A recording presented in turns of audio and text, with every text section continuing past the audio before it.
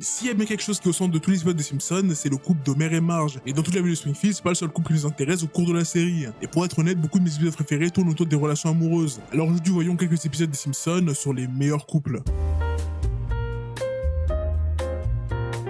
On retrouve les parents Simpson en train de coucher leur enfant. Homer raconte une histoire à Lisa qu'il a vécue aux barrières et Marge écoute Bart pendant qu'il est en train de prier. Mais avant de se coucher, Bart demande à sa mère si elle peut l'aider pour son projet de travaux pratiques pour l'école. Petit problème, le projet est à rendre pour demain et Marge va décider de le faire elle-même. Du coup, elle court au Quickie Mart car c'est le seul magasin encore ouvert de nuit et remercie Apu d'être ouvert aussi tard. Et pour le dédommager, elle l'invite à dîner chez eux. Mais il dit qu'ils en ont assez fait pour eux. Donc Apu décide d'inviter les Simpsons à dîner chez lui. Et bien qu'il adore travailler très tard, il va sacrifier une soirée. La soirée arrive, Homer et Marge arrivent chez Apu et tout se passe bien. Jusqu'au moment où Manjula commence à parler du travail de son mari. Elle demande à Marge si pour elle aussi c'est pas trop dur de ne presque jamais voir son mari. Là où Marge lui explique qu'elle voit assez souvent son mari et qu'il n'est pas tout le temps au travail et qu'il est présent tous les week-ends. Et Manjula est surprise, elle qui apparemment ne connaissait pas le concept de week-end. Couple d'Apu se dispute pendant que les Simpsons quittent la maison. Le lendemain, Homer est au Quickie Mart pour chercher une carte de Saint-Valentin pour sa femme. Et il demande à Apu comment ça s'est passé hier soir après qu'il soit parti. Il explique que sa femme lui fait la tête et que tout ça c'est de sa faute. Donc il décide que jusqu'à la Saint-Valentin, il couvrira sa femme de cadeaux. En commençant dès le lendemain par un poème publié dans le journal local. Il va montrer son amour de toutes les façons possibles. Des fleurs, du chocolat, et tout ça, toute la ville va le voir. Il devient le Roméo de Springfield. Et toutes les femmes de la ville vont commencer à se comparer à Manjula. Elle est couverte de cadeaux dans tous les sens, et ça énerve tous les hommes de Springfield, qui en ont marre d'être comparés à Apu.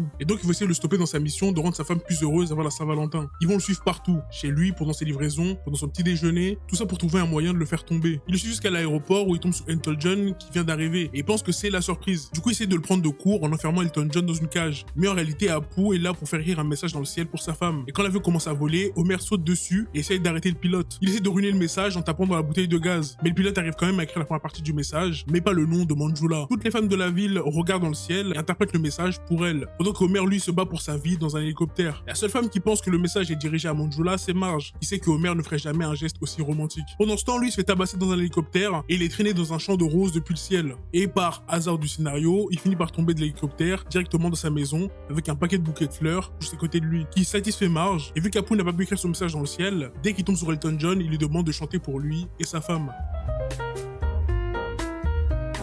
On retrouve Marge et Maggie qui essayent de trouver un parc correct pour les enfants. Et en se baladant dans la ville, elles tombent sur un parc qui est super propre et qu'elles n'ont jamais vu. Et elles s'aperçoivent l'un des camarades de Maggie, Hudson. Maggie et lui sont très fusionnels et la maman d'Hudson invite Marge à un rendez-vous pour que les enfants puissent jouer ensemble. De retour à la maison, Homer dit à sa femme qu'il veut commencer un régime et toute la famille le soutient parce qu'ils ont peur qu'il vive pas assez longtemps. Pour leur montrer qu'il a changé, il décide de prendre pour le petit déjeuner juste un pamplemousse. Mais une fois arrivé loin de la maison, il balance le pamplemousse et décide de manger la pizza qui est cachée dans la voiture. Ses mains sont pleines d'huile et il conduit, mais problème, il n'arrive pas à tourner et fait un accident. Rien de très grave, mais juste après l'accident, il reçoit un appel de Carl qui lui dit qu'il doit venir au boulot pour une réunion. Mais bon, il va être extrêmement en retard et il essaie de trouver un moyen de pas se faire virer. Et il tombe sur Cletus qui vend des ballons et lui dit d'en acheter pour offrir à ses collègues, en espérant que ça va marcher pour se faire pardonner de son retard. Ce qui marche, même pour Monsieur Burns qui adore l'odeur de l'hélium et qui veut acheter celui de Cletus. Et pour remercier Homer, il le nomme employé du mois. Pendant ce temps, Monsieur Burns va voir Cletus essayant de racheter son gaz, mais il refuse de parler avec un homme tant qu'il a pas bu un coup avec lui. Et bon, il lui donne de l'alcool de bouseux, ce qui lui fait très fortement effet. Burns comprend qu'il peut pas le battre tout seul, il a besoin d'un autre idiot pour battre un idiot. Et heureusement, dans son entreprise, il a un beau spécimen dans la personne d'Homer Simpson, qui va accepter sous les menaces. Marge et Maggie vont chez Hudson pour le rendez-vous jeu,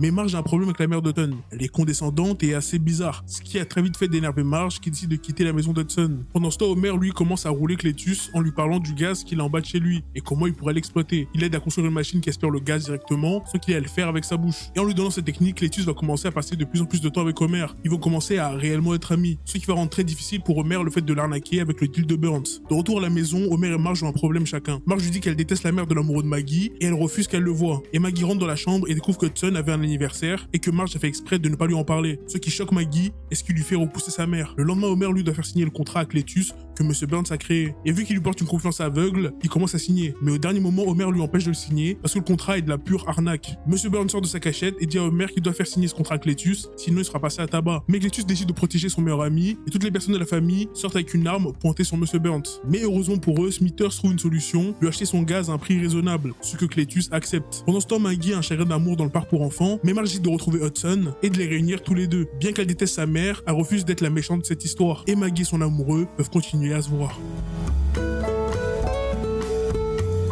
On se trouve dans la classe de Bart où Madame Crapabelle demande à tous les élèves de faire un devoir sur la Première Guerre mondiale et elle leur donne une semaine pour le finir. Une fois la fin des cours, elle va voir Skinner pour qu'ils puissent partir cueillir des pommes ensemble. Mais la mère de Skinner s'est coincée l'épaule ce matin et du coup il doit rester à son chevet. Et pour se faire pardonner, il a juste acheté des pommes. Edna lui explique que ce n'était pas le but de cueillir des pommes, mais bon, il fasse à l'homme le plus bête de Springfield quand il s'agit de sentimental. Bart lui essaie de faire son devoir toute la semaine, mais il est distrait par le fait de vouloir faire des bêtises, comme imprimer une photo de ses fesses et la mettre dans toutes les bibles de la ville. Ce qui fait qu'au dernier moment, il demande à son grand-père des informations sur la Première Guerre mondiale et il écrit un peu tout n'importe quoi, qui lui vaut un F et de devoir refaire le devoir au propre avec Edna. Et pendant qu'il est dans la salle avec Edna, Skinner rentre pour prendre Edna pour le rendez-vous. Mais il est encore une fois interrompu par sa mère. Edna lui demande d'arrêter de mettre sa mère en priorité, mais il l'ignore. Et elle se retrouve seule avec 2 places de cinéma. Mais Bart voit bien qu'elle est triste et se propose de l'accompagner. Et quand il raconte ça à sa famille, tout le monde est surpris et se demande où est passé le Bart qui adore faire des bêtises. Il dit juste qu'il avait pitché d'elle et qu'en vrai c'est une bonne personne et que le problème c'est Skinner. Et Lisa lui donne une idée. Il devrait inscrire Edna au concours qui récompense le meilleur prof du pays, comme ça pour se sentir apprécié. Il décide d'envoyer une vidéo où il la présente et quand ils donnent le nom Bart Simpson qui est apparemment connu de l'éducation nationale américaine, ils se disent qu'ils doivent la sélectionner pour le concours. Et quand elle apprend, elle est super heureuse. On organise une conférence de presse pour qu'elle parle de son futur si elle gagne le prix. Et la question que tout le monde se pose, c'est si elle gagne le prix, est-ce qu'elle changera totalement de vie et oubliera toutes les personnes de Springfield? Question qui dérange fortement Skinner, qui décide de clôturer la conférence de presse. Pour remercier Bart, Edna l'invite lui et toute sa famille à la suivre à Orlando pour participer au concours. Une fois arrivé, il y a plein d'attractions basées sur le futur. Et le soir, Marge et Homer se posent pour regarder les feux d'artifice. Et Edna les regarde au loin et les envie. Et pour envier la relation d'Homer et Marge, c'est vraiment que tu as la pire relation du monde. Le principal Skinner se demande ce qu'il peut faire pour garder Edna. Et Willy lui dit de foncer et lui prête sa voiture pour qu'il puisse conduire à toute vitesse à Orlando. Et il arrive pile le soir des feux d'artifice pour retrouver Edna et ils s'embrassent. Mais problème, Skinner a amené sa mère. À nouveau, on voit pas que c'est l'essence du problème, ce qui énerve fortement Edna. Skinner finit par dormir dans une attraction, abattu d'avoir perdu Edna. Pendant ce temps, elle se prépare et elle découvre que le grand prix du concours, c'est assez d'argent pour ne plus avoir à enseigner. Mais ça, Skinner le refuse. Il préfère qu'elle soit pauvre, triste et avec lui. Et donc, pour arriver à ses fins, il va faire mentir Bart,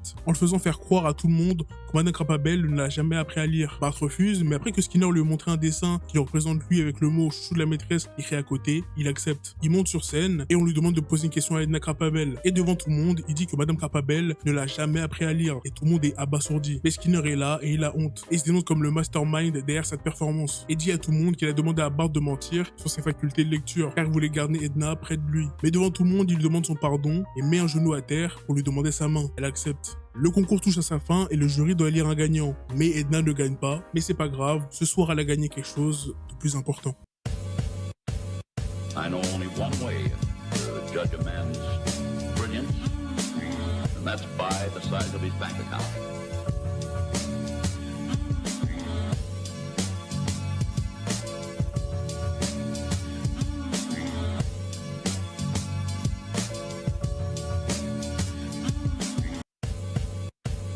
I know only one way to judge a man's brilliance, and that's by the size of his bank account.